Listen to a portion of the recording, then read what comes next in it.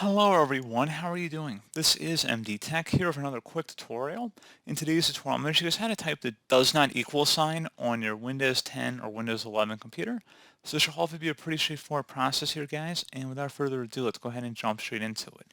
So all you have to do is open up the search menu, type in character map.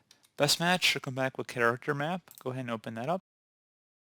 If you checkmark the advanced view button, and then where it says search for, type in not equal, and then select search. It comes right up, and then you want to select the select button, and now you've copied it.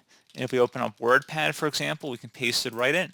So pretty straightforward process, guys. I do hope I was able to help you out, and I do look forward to catching you all in the next tutorial. Goodbye.